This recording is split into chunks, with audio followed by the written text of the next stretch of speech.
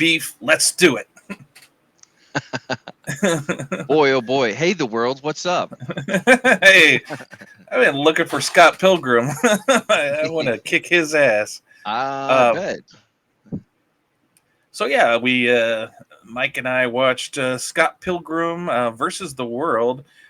This is my I think it's my second viewing of it. I think this is Mike's first time Yep. viewing this. I couldn't believe it's over 10 years old now. I know, isn't that crazy how time just flies by? It's Seems nuts. like yesterday that I watched it back in St. Louis. Shoot.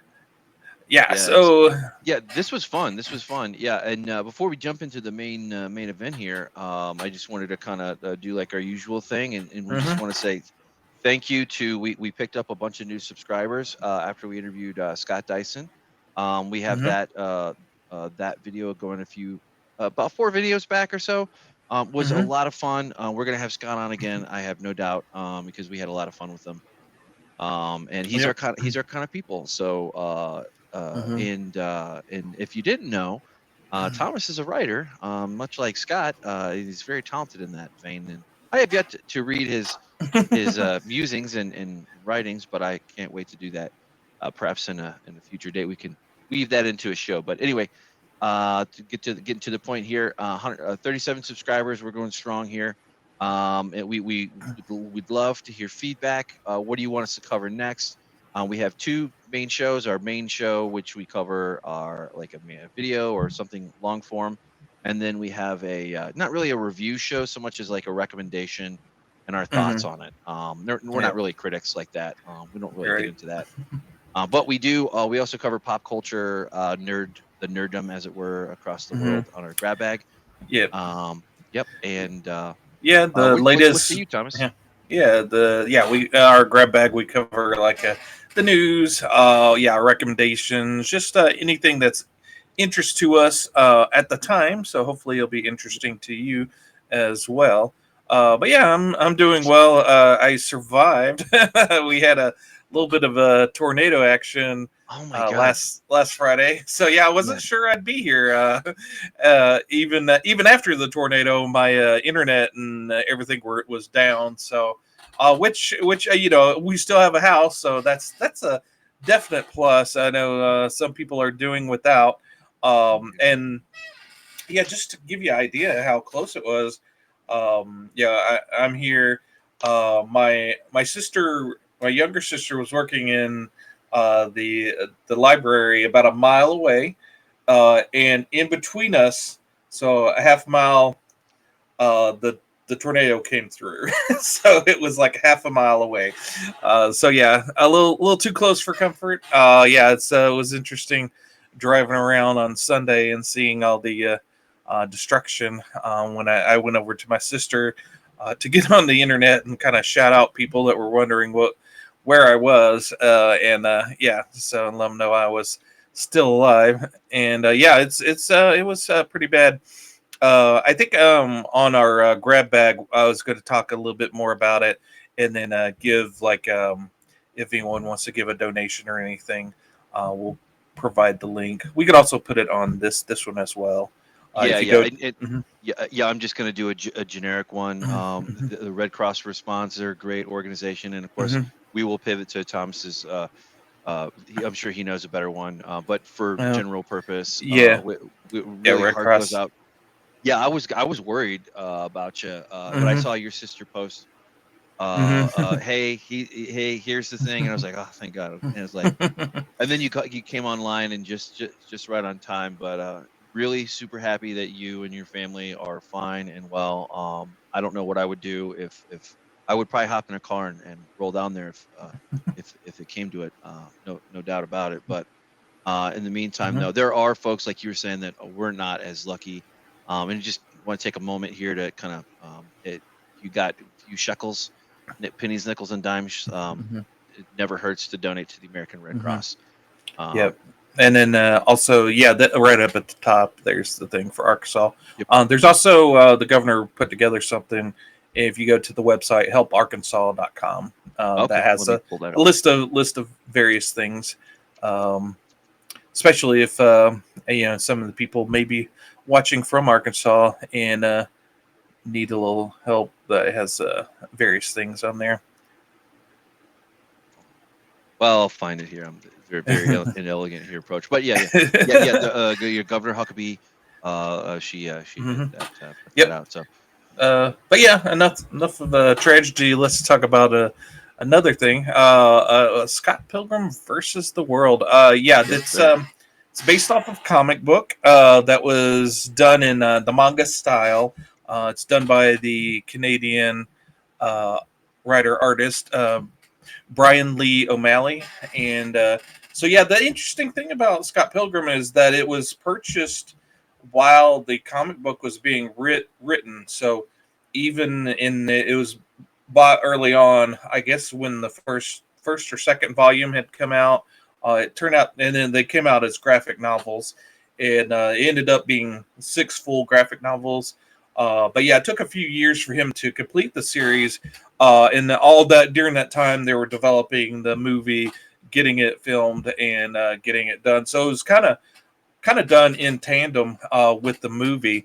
And the interesting thing was that they kind of from the interviews and the commentary I listened to, they kind of grabbed ideas from each other. So the movie was informed by the comic book, and the comic book sometimes was informed by the movie as well. Um, but I think it was first started in development in 2003, I think, maybe earlier than that. And at the time, they thought the perfect guy for Scott Pilgrim would be Michael Cera. But at the time, he was filming Arrested Development and was 16 at the time. They go, well, he's a little too young to actually play the role. But by the time, how movies happen, it takes so long for them in development to actually get going. That by the time they were ready to cast and film the movie, Michael Cera was the perfect age to play Scott Pilgrim, so they were able to cast him. Yeah, it's funny how that lines up too. Yeah, there's a lot of funny folks, and Michael Cera was also in. He kind of fell into a lot of. I just saw him on Bill Maher's podcast not too long ago. But anyway, he was the director. Good grief. But yeah, he was in a lot of funny movies at that time in that era. I think this one was a little bit before the ones that I'm talking about, though, with Seth Rogen and Jonah Hill and all that crew. But he's a very funny guy. Yeah, yeah. And I thought this was the perfect movie because it's for us, because it's kind of a mishmash of the stuff that nerds and nerdom loves. As you got the comic book aspect of it, you've got um, the music aspect of it, you have the video game aspect of it, and even within the film itself, it plays with various genres. You've got action movie, you got comedy, you have romance, Yep. you have animation, you have musical. I mean, it all kind of works together, and to have those various aspects of it, and it didn't lean too heavily into comedy. It didn't lean too heavily into action. It was a very well orchestrated balance of all of those various details. The animation doesn't overwhelm it. It's that right there at the right times. I like how it punctuated the sounds, like with the doorbell, you got the physical ding dong showing up, and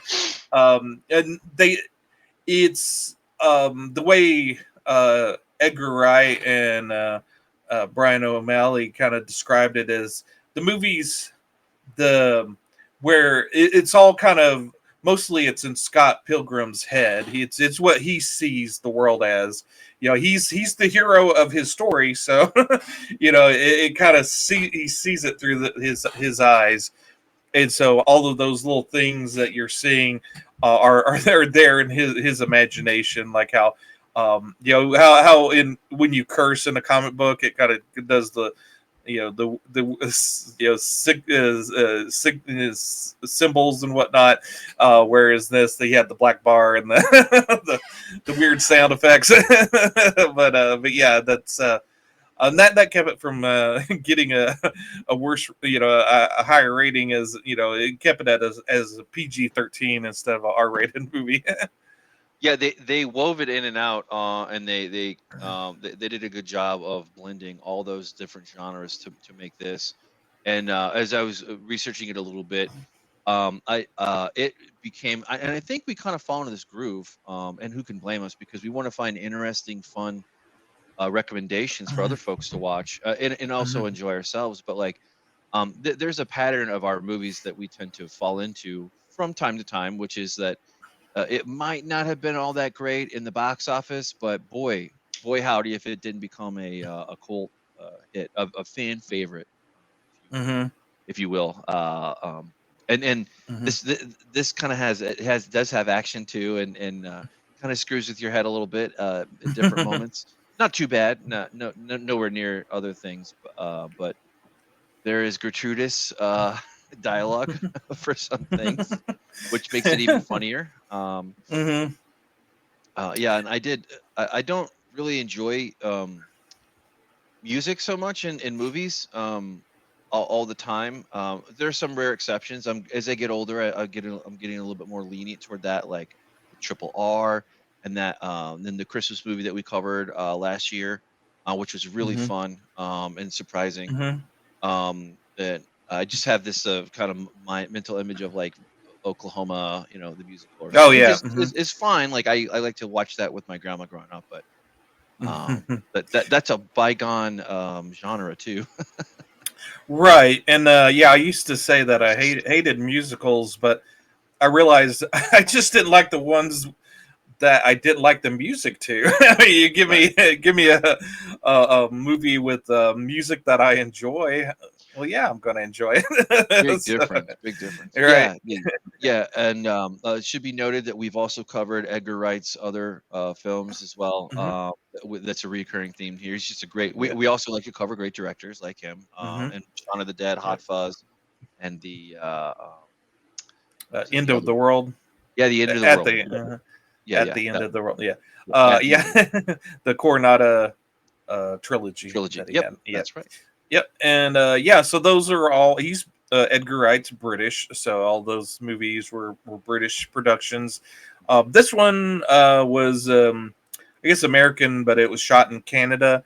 So he didn't want any British people in this movie, any British, British actors. He wanted it all, I guess, American or Canadian. And Patel, the guy that plays Patel, the Indian guy. He's actually he One of the auditioned with the extras. yeah he had a really good English accent or American accent. He got in, but he's actually the he's from London, so they later found out. So yeah, he kind of squeaked in, but everybody else is either American or Canadian. And the interesting thing, again, it was filmed in Toronto, Canada. It's actually Brian O'Malley, the creator of the Scott Pilgrim comic book, he was very instrumental in the making of the movie. They kept him involved throughout the whole thing, which is unusual. Usually for something like this, they usually, especially say with like Marvel movies, the creators even, barely even get paid. The comic book creators barely even get paid what they're worth on those, let Right. alone be involved in the actual movie. But they had him heavily involved. He did a lot of the artwork, the animation, little animated segments. I think one of them wasn't his. He wasn't able to do. I think the one where her ex punches the moon. That whole little sequence wasn't animated by him, but everything else was done by him. And the comic book is kind of based around.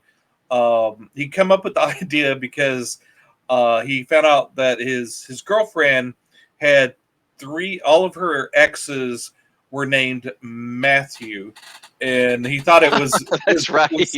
was weird, and so he called them. He said, "What if there was a evil group of them called the League of Evil Matthews?" And that kind of idea kind of spurred him into getting this, and also his idea his thought was, well, the people say that you play if you do like flight simulators and driving simulators, it helps you actually learn how to fly or drive. He goes, what if playing fighting games like Street Fighter gets you geared up to actually fight in real life? And so those two ideas kind of paired together, and it came up with the idea. But a lot of the places that the character Scott Pilgrim goes to is familiar places within the section of Toronto that he grew up in and lived during that time that the character takes place. So the interesting thing is that the movie, they filmed it in Toronto. They found those locations and actually filmed like where Scott Pilgrim and Knives are kind of having their little date where they're walking around to the pizza place and the record store. Those were the places that he would visit himself as a young adult, and also that he put that into the comic book. So it's an interesting kind of thing there. And they actually, I think that they actually, some of the locations that he took a picture of and drew for his comic book, he wasn't exactly sure where those were, but they took those drawings and pictures and actually tracked down those locations so that they could actually film in those, outside those locations. So I thought that was very interesting, that it's very autobiographic for Bryan, even though it's this highly fantastical kind of movie that kind of delves into one character's imagination. Yeah, it has the classic hero's tale sort of. You have your protagonist, and he has an arc, and he starts off. Scott's kind of a shitty little dude in some regards. Yeah, and that's kind of wrapped up in the. I don't want to spoil anything. Probably not too much. A 12-year-old movie or whatever it is. But yeah, 13-year-old movie probably. Yep. But yeah, no, I it's got that classic, and that never goes out of style, really, if it's done well. But again, it's that world building too, which it also kind of reminded me a little bit of like Wayne's World. In so much as like how Wayne's World started as a sketch on SNL, and then it kind of blew up to be this, cultural touchstone type thing, with its own ins and outs and all that silliness, as it were. This has a fun amount of silliness in it too, which makes it funny. Yep. I did enjoy that, but I like I was saying, going back to the hero thing, there's a little bit of a redemption, kind of like, or maybe redemption is too strong of a concept. It's more of like Scott maturing as a man. Right. He's kind of boyish, and he's kind of he kind of comes up. He has this problem with accountability throughout the film, but he kind of realizes that, like, well, until and unless I really am ready to to accept something, self-respect and whatnot, then it's not, you're gonna keep running into the same wall. Exactly. Yeah. No, I think everybody in their early 20s, they're not fully matured at that point, and it's sort of like, you really you're trying to act like an adult, but you haven't quite got there yet, and you have to, and you're trying to do grown-up things like being in a relationship, and Scott is realizing the little things that he fell back on as a younger person, an immature person. Those aren't going to work for him anymore, and that he has to kind of grow up a little, like you said. And then the interesting thing. Okay, so he falls in love. Well, he's dating. he's on a rebound at the start of the movie. He's dating Knives, who's a little bit too young for him, and he's treating her with kid gloves. It's sort of like a relationship. Yeah, kind of a safe relationship for him to be in at this point. and he meets Ramona, and he falls in love with her. And that part about growing up, he's, I guess, not good at breaking up with people yet. So there's kind of an overlap that shouldn't be there between the two of them. But yeah, and you find out quickly that Ramona has 7 exes that are evil, and they come to challenge Scott for the love of Ramona. And so that's the world part. The X's is the world. So it's Scott Pilgrim against the X's or the world. And the interesting thing is that they're numbered. And Scott's number 2. If you notice, he wears a shirt that says 0. So he's sort of 0. He's sort of like the loser. And if you notice, and I listened to the commentary, so I was able to watch it a second time. I had no internet, so I was able to, I had plenty of time, so I got to watch it again. So yeah, there's like each of them have like numbers. Like Patel had like 1 bar on his shirt, and with Chris Evans, who was great as the action actor. There's twos all over the place, but there's I don't know if they have that picture in the collection of these pictures, but there's a scene where Scott Pilgrim's walking towards the camera and he's walking down the street. And at that point, he'd already taken on 2 of the X's and taken them out. There's the street lights up here, and then there was some signs, and there was like there's 7 X's on 7 different signs, and 5 of them are yellow and 2 of them are white, which indicated the 2 white ones were the 2 that he had taken out, and the other 5 were remaining. Okay. So there's a lot of visual details, much like a comic book. A lot of times with a comic book, you could look and see a lot of details if you really look, that add to the story. And that's the case with this movie. There's a lot of little visual gags or visual things that you could pick apart, and there's a heavy influence of video games in this. Obviously, with the fighting of the X's, they're very much in the style of a Street Fighter game where he's taking them on.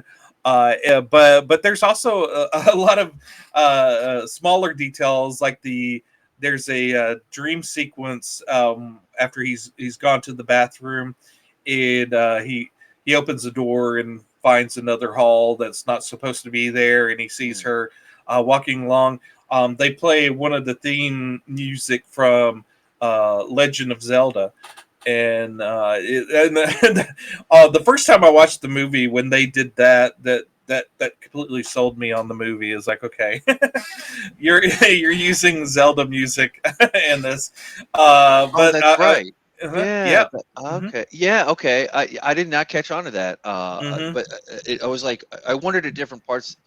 Things reminded me of the things that I was just watching it and Mhm. just enjoying the movie. But I kind of was like, oh, I think you kind of get those feelings Mhm. throughout the movie too, don't you? Yeah, and Yeah. like their band's called Sex Bob-omb, and Bob-ombs are in the Mario games. That's There's like the little walking bombs. So there's like little hints of video game, whereas a lot of movies would kind of hit you over the head with that stuff. Whereas this is kind of interspersed, and if you're going to have video game influence, you'd have them playing video games all the time during the movie. But in this, it's very subtle. It's like at the beginning, they're playing like a rhythm game. Scott and his young girlfriend Knives, and then later on, like young Neil has like a Nintendo 3DS that he has. So yes, it's a really subtle the way they kind of intersperse that kind of stuff into it. And I was reading on IMDb, even the colors of her hair, of Ramona's hair, it changes throughout the movie. I It's noticed the that. it's the colors of the the princesses in Zelda. Huh? I did not know that. Huh? Yeah, so yeah, that's kind of interesting. And and this is sort of one of what one of the things about Scott Pilgrim is that like you were saying, it wasn't a huge success at the movie theater, but it did have a lasting effect on our culture. I think this movie, maybe in particular, but also I think also the the Jim Carrey movie, Eternal Sunshine of a Spotless Mind, Yep. with that female character who, with the changing of the color hair, I think the blue hairs Hmm. kind of seeped into our conscious, and there's the meme now of the blue haired girl on Twitter spouting nonsense, Right. so I guess I could blame Scott Pilgrim for it, but from that, I think it influenced a lot of people, and it kind of influenced certain women to dye their hair and maybe speak their mind on social media. I think the colored hair thing is always a generational. Every 10 years or so, Hmm. it always comes back into vogue or whatever the cycle is. But so there's always young people who color their hair or whatever. It just so happens that in 2023, when we're talking about this, that blue hair, it's kind of like a pejorative term Yeah. for that type of individual that's also maybe an activist, something along those lines, a cause celeb, so to speak, Hmm. whatever it is, and that's fine, good for you, whatever. Not thinking of Yep. anybody in particular, but yeah, you're right. There is that meme. Hmm. There is that meme that I comes to mind, like with the chick and the blue hair and the glasses and like Yeah. reeing or screaming, at the world. Right. Yeah, Yeah, and uh, yeah. but I was. The other thing too, like I don't know if it's connected to or if there's any kind of connective tissue with the movie or a reason why they did this, but I also dug his shirts. Yep.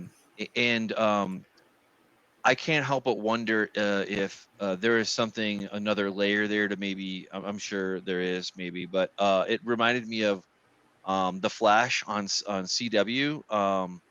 There was Hmm. the one of the characters there. Yeah, I can't think of his name, but anyway, he would always have these like very interesting T-shirts that you pay attention to, and I couldn't help but do the same thing with this with Scott. Yeah.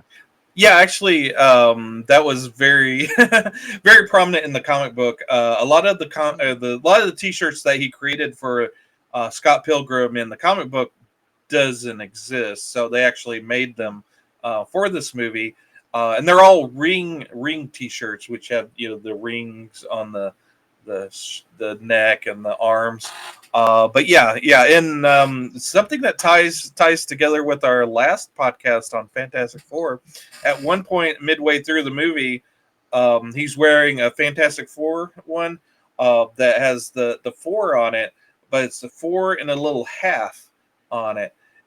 Which Uh, yeah, at that point he's sort of defeated four and a half of the X's. So and their reasoning behind that shirt was that he's no longer a zero. He's kind of working his way to maybe possibly being an X, and so he's kind of falling in line with those. So that I like that, even those small details that they had thought behind it. But that four and a half on there, that's the shirt that Franklin wears in the X-Men comic book. Franklin is Sue and Reed Richards' son, their little son, and so he was considered the four and a half member as the kid in Fantastic Four. But that's kind of going off on the on the other end of things. But if you're interested in Fantastic Four, check out our last podcast where we broke down some of the classic issues of John Burns' run yes, on it. and speaking of that, as a tie-in too, as a natural or thing, is Chris Evans played the Human Torch on Oh yeah, that's right. a version of Matter of fact, there's a lot of the actors and actresses in this movie went on to go do something superhero related, and Chris Evans twice, one with the Fantastic Four, which is a flop and was not a cult classic. Nobody Hmm. really calls for it or clamors for it, Hmm. unless you're the most obscure fan, which is fine too. But it was kind of a dud. But in any case, and that also tracks with like why can't they ever do? It's kind of like Dune, or it used to be like Dune. Like, why can't they make a good Dune movie? And they did finally in 2021. And it's like kind of why can't they make a good Fantastic Four movie? But anyway, also Brie Larson was in this too, playing one of Scott's ex-girlfriends on the other way around instead of Ramona's ex, one of Ramona's exes. But she thinks she played Julie Powers, and then Aubrey Plaza. I she I just love Aubrey Plaza because she's just I think she's hilarious. But Yeah. she's got the low key total. That's kind of her comedy is like very understated. Of course, she was famous in is it Parks and Rec? Parks and Rec, yeah, and this Yeah, is yeah, with actually Nick done Offerman. before. Yep. Yeah, this is done before then. So yeah, Yeah. Before any of these folks really blew up. To be Yeah, honest. really blew up. Yeah, and Brandon Routh, he played Rush. Yeah. Rush. Superman. Rush. Yeah, he played Superman in Superman Returns and did a That's great true. job.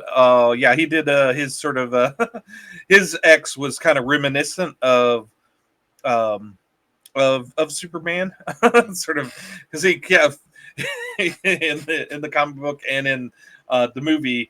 When she recounts his tale, he actually went up to the moon and punched a hole in it. And I was reading on IMDb.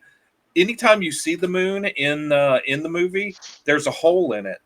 I didn't realize it. I'll have to go back and look. But yeah, so Brandon played the one of the exes, and he gets defeated by Scott, like most of the exes, and he he gets arrested by the vegan police, and one of the police officers was Thomas Jane, who's famously the Punisher in the Punisher movie. That's true. Yeah. I think Punisher came out 5 or 6 years before this one. Yep. Yeah. 2005 or something like that. Something like that. Yeah. Yeah. And another thing they did is they didn't half-ass anything. They I think it was a really long shoot, and they also had like training before this with all the action scenes. One of the I think two of the guys from Jackie Chan's fighting school actually, or worked with Jackie Chan, were the action coordinators for this movie. And they shot all the fighting scenes in the Tokyo Tokyo style of shooting action, as opposed to the American version, which is doing it all at once with various cameras and camera angles to get everything all at once. But yeah, so they all trained. All the ones that fought in the movie had training, and also they had training on being musicians. They're all playing their instruments. Michael Cera was already a guitarist, so he knew how to play. But yeah, the guy who played the singer and also the guitarist, he had never played before. And then the Allison Peel, who plays the drums, she'd never played either, and they both kind of took to it.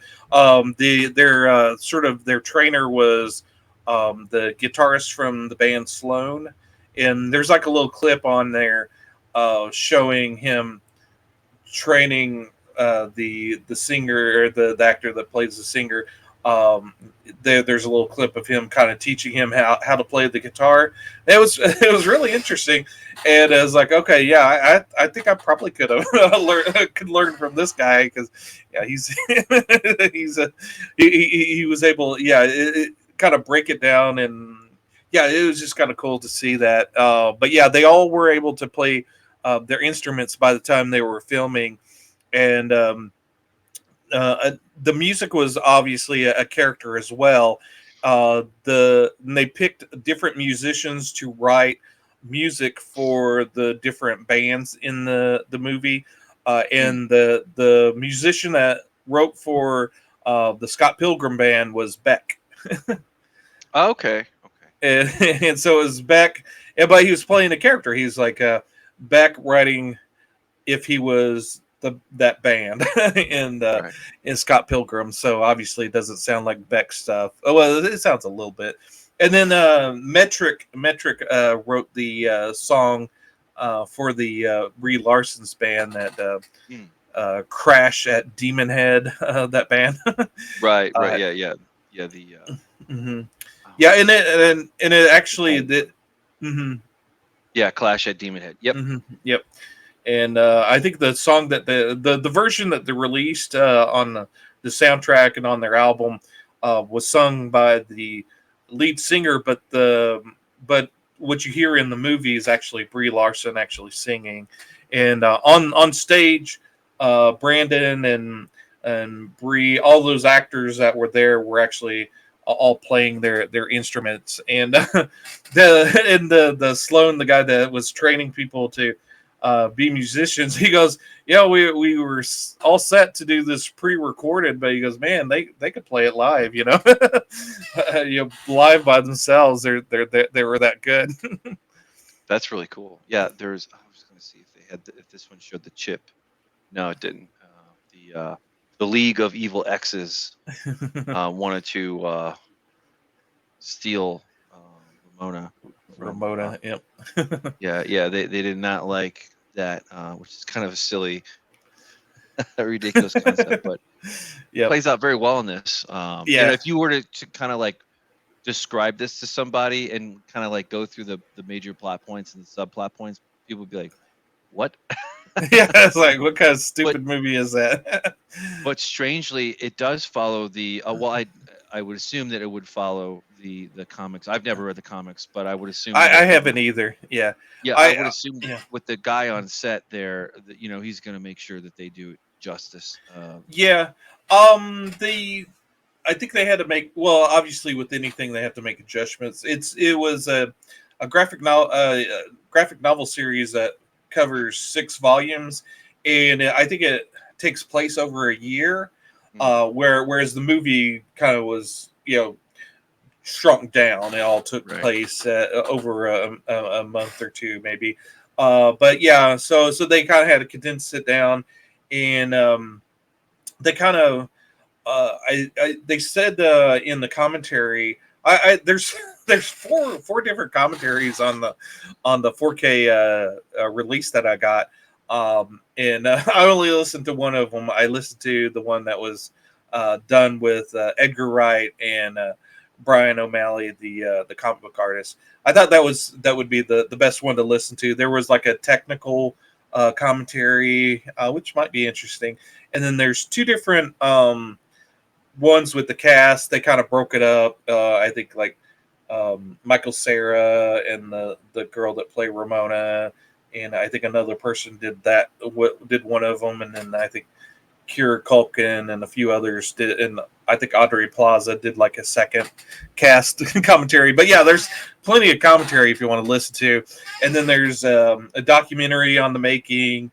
Evidently, they made blogs while they filmed the movie and put it on a website. So they collected all the blogs. I didn't go through all of that, but yeah, there's like a ton of extras on there. So yeah, if you're interested in learning more about it, yeah, there's there's a lot on those, and I'm all for physical media. And again, it kind of benefited me being a physical media guy, because when I lost power and didn't have internet for a few days, I just dug out my stuff I hadn't got around to watching, and got to watch all that stuff. But yeah, so but yeah, it's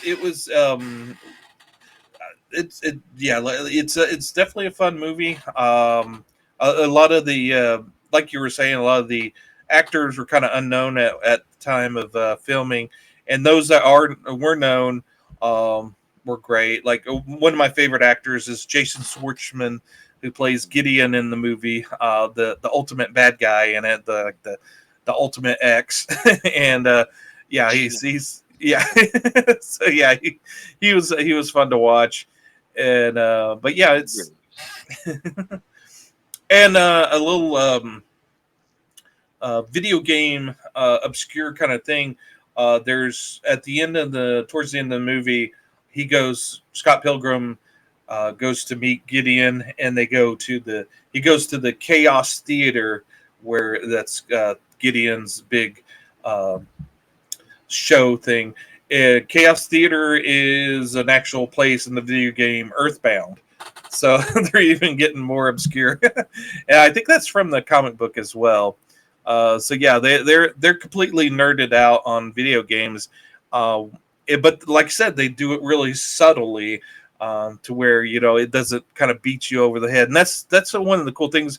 Because as I was watching the making of this movie, you get to see how complex everything is. Like I said, they got the stunt people from Jackie Chan and the cinematographers, Bill Pope, who did all of the Matrix movies except for the newest one. But yeah, he did all the classic Matrix movies. He did a ton of movies, action movies, and it shows it. Everything kind of plays to its strength in this movie, to where you don't really notice it. The story kind of, yeah, and the acting and everything kind of outweighs everything. But whenever you kind of start digging into it, I was like, man, this is really complex. All the stuff they had to do all the action scenes, all the animation, all of that stuff. It's really, really was probably a really tough movie to do.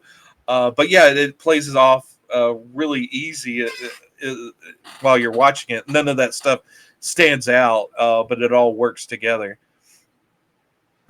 Yeah. There's a lot of subtext in there. It kind of sort of echoes the roller coaster ride of young relationships too.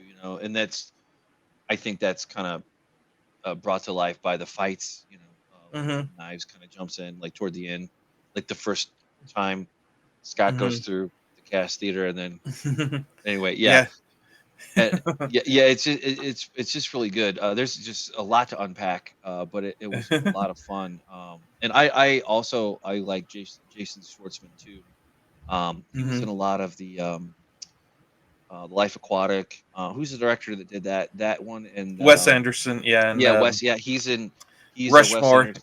yeah. Yeah, Rush. Yeah, he's like a staple in a lot of those films. Yeah. And does a great job too. But Yeah. yeah, the G chip or whatever, those Gideon Graves. He's kind of sort of the leader, I guess, per se, of the X's, at least since Scott's. But Right, yeah, exactly.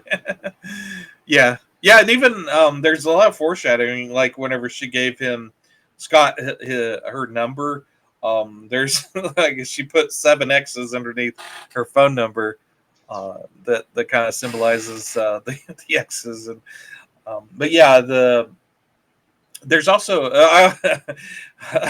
one of the arguments against the movie is that why does he have to fight 7 people? That kind of takes forever, and the movie's long because of that. But yeah, they kind of explained it. They said, well, 5 just didn't seem like enough, and yeah, 9 would have been too much. But yeah, 7 was sort of like the perfect number. yeah, And it yeah, kind of feels good. there's a bonus fight towards the end where there's the neg Scott. Yep. The negative Scott, which is another reference to Zelda. There's a part in a lot of the Zelda games where Link fights his negative version of himself, and yeah, we won't spoil it, but there was kind of like a surprising end to that fight in Scott Pilgrim, and a lot of people liked that. There's also 2 different endings to the movie. They filmed 2 different endings. There's 2 different girls, and they filmed him ending up with one or the other. We won't spoil which version is in the movie, but the other way that it goes was also filmed. And to be honest, when I first watched the movie, I watched it on DVD, and I was able to watch that alternate ending as well at that time. And at that time, I kind of liked how uh, the other version went with the other girl. I kind of like that version of it, and that was the original version. But the version that's in the movie now, is what they changed to after some screenings, and a lot of people kind of said that they kind of the payoff wasn't paid off fully without the ending that's in the movie. And on watching it a second time, I think I like the ending that's in the movie better now. So I don't know. I think either one kind of works in its own way. Sure. So yeah, if you do get the physical media version, or they probably have alternate endings on YouTube as well. So yeah, if you start watching that and you want to see that other ending, that I'm sure that's you could track it down somewhere out there. Yeah, I've read about the ending. I've only seen the one that you get with the Hmm. regular movie, but yeah, I could see where that could be interesting. If you were, I think it kind of comes down to like whether you like knives more or if you liked Ramona more. Just and Right. that's not really giving anything away. That's just Yeah. and plus the two are kind of different. Well, I don't want to say because I haven't seen the alternate. I Yeah. wonder. I wonder. But how about nowadays? Like now that you've seen it most recently, which one do you prefer more? The I think alternative I think or the the one regular? that's the one that's in the movie. I think I like better now. Gravitate Um, more toward that one. yeah, yeah, it's kind of interesting that I kind of changed my opinion after because yeah, when I went into the movie to watch it a second time, it's been 10 plus years since I've seen it. Um, I remember the movie ending with the alternate ending because that's the one I kind of favored. So I was kind of surprised watching it again. It's like, oh, this is different. And then I realized, oh yeah, that's because I kind of forced the alternate ending as the real ending in my head, and so yeah, it ended differently than I thought it would on the second viewing, and then I was like, oh, okay, I kind of like that. So yeah, it's kind of interesting. Yeah, it's interesting how sometimes when you watch a older movie, how your brain kind of rewrites it sometimes, and on a second or at least that happens to me sometimes, and then you watch it again and you go, oh, that happened differently than I thought. And that kind of indicates to me how malleable memory is, and how you remember something isn't always how it actually was. And that you're I guess constantly kind of rewriting stuff in your head canon, much like Scott Pilgrim in the movie. His what you're seeing on the screen is what's in his head as opposed to what's reality. Oh yeah, well that's just true across the board, really, honestly, because I was gonna say, well, the same thing happens to me sometimes with music.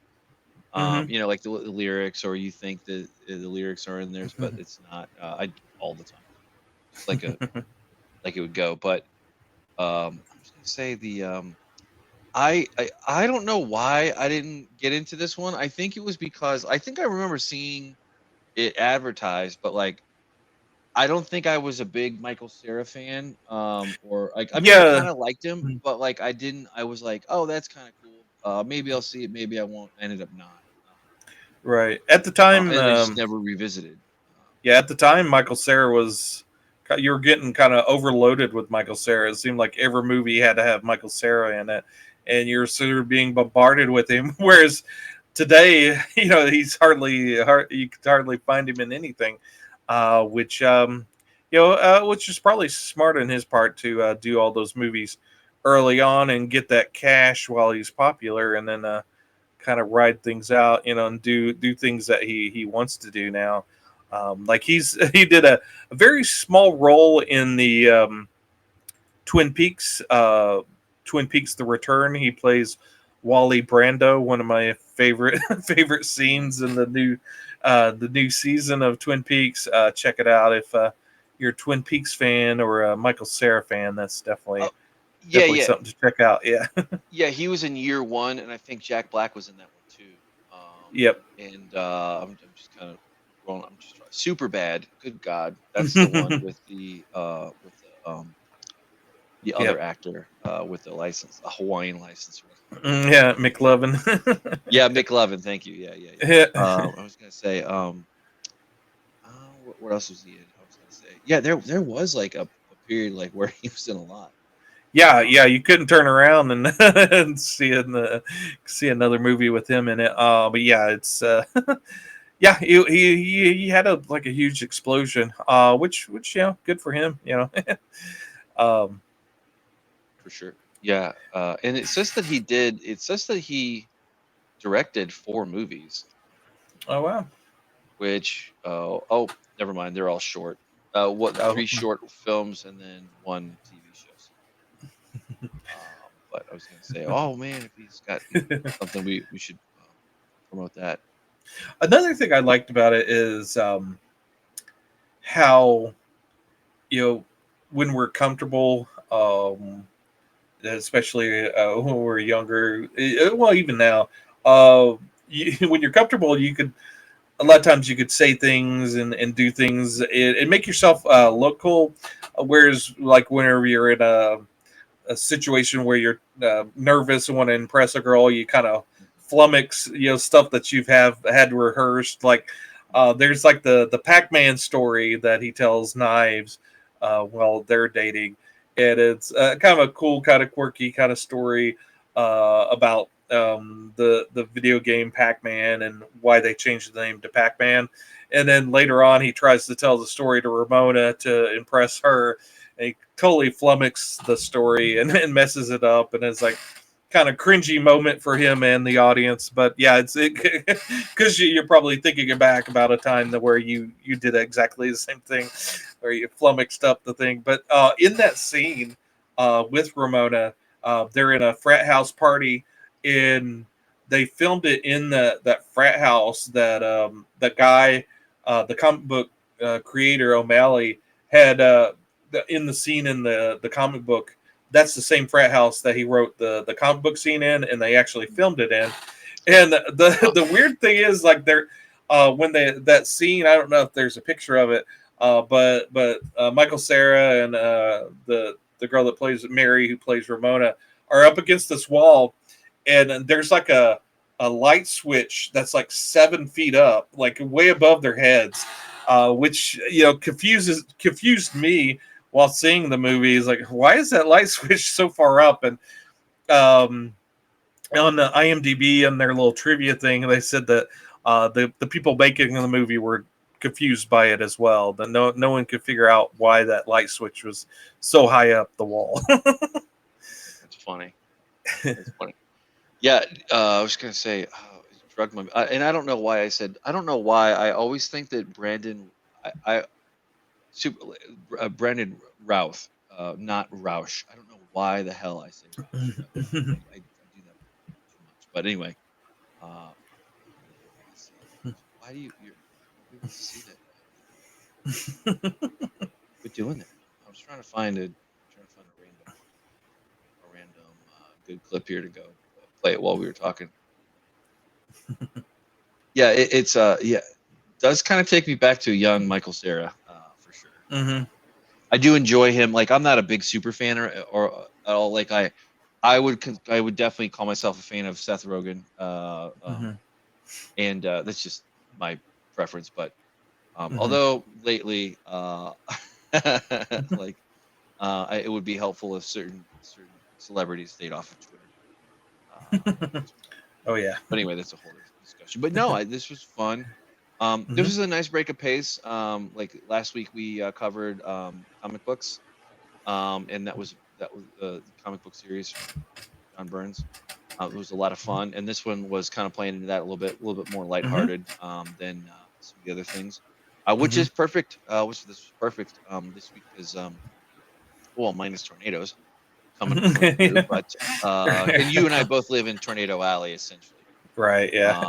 Right in there. But I was going to say yeah, spring. That's what it is. Spring. Yeah, it's nice that this is kind of nice to go back. Yeah. Kind of refresh the palette, but yeah, and also Quentin Tarantino had an effect on this movie as well. He's the Edgar Wright. He sent it out to various filmmakers when he had the rough cut of it. He sent it to Quentin Tarantino, Kevin Smith, and I think a few others. But yeah, and Quentin made a suggestion There was no title sequence in the movie. There was just a title card, and Quentin, he said that you really need a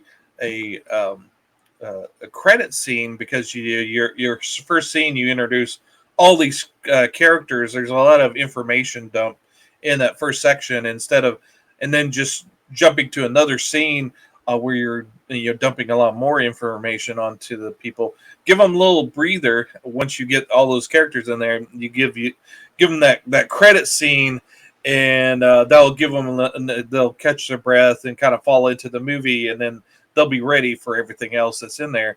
And so yeah, he put in that really cool credit scene where they start playing their song, and it just kind of expands out. The room kind of expands out, and then there's all that animated credit scene, and it really works well. And so yeah, so hats off to Quentin for having that suggestion. Absolutely, yeah. Made this one. I'm surprised. Well, I mean, you just don't know what's going to be fun and lighthearted and successful. Again, it's very hard for a movie to hit all those metrics. But unfortunately, the only probably the most negative thing about this was that it just didn't do that well in the box office. But yep, it certainly has lived on. Mm-hmm. And there's a silver lining. We'll talk about it a little bit more in our grab bag, so watch your grab bag. But there's an anime being it was announced that they're making of Scott Pilgrim with all the original actors. Edgar Wright announced it on Twitter. So yeah, there's going to be an anime of Scott Pilgrim that's coming out, and I think he says it kind of expands the universe. It's going to be done. Be written by the comic book writer Bryan Lee O'Malley, so it'll be true to the character, and yeah, so that's something to look forward to.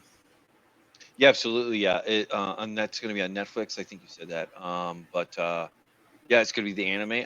That'll be interesting now that I have the backstory with it. But and again, like Thomas was saying, we'll cover it a little bit more in depth a little bit later in the week.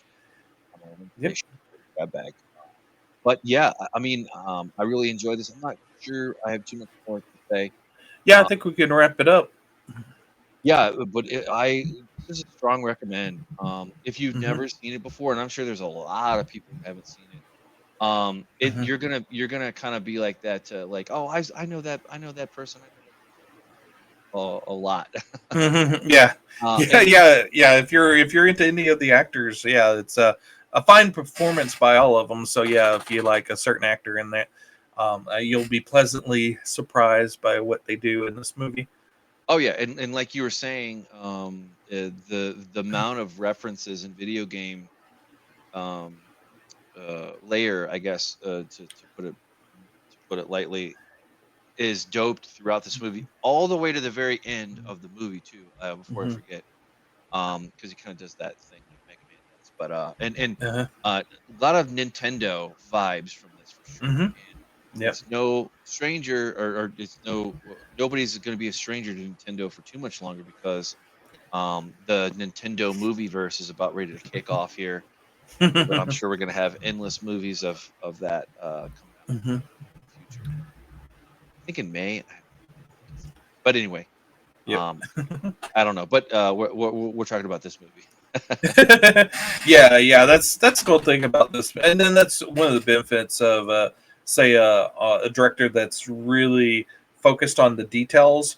Even if you don't even if you don't consciously notice all the little details and little references here and there, it kind of fills out the world of this, and it's there for you to find later on if you want to find it.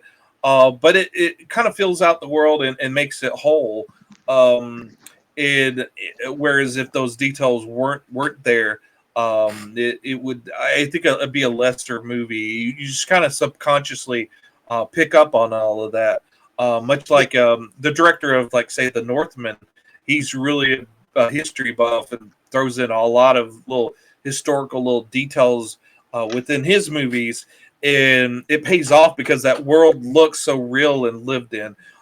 Whereas this movie is, the movie's pretty much all has like 20 something people in it, and it kind of fills that world out that a 20 something would have in their world, and it just feels like a full world to the and actually even down to I think the Scott Pilgrim's sister Stacy in the movie, his the comic book guy's real life sister, is named Stacy, and she worked at that coffee shop that the Stacy in the movie works at, and so she gave her the actress her real life name badge from that coffee shop, and so she actually wore that in the movie. So it's those little bitty details that makes it Yeah. work. Yeah, and I think this movie does it very well.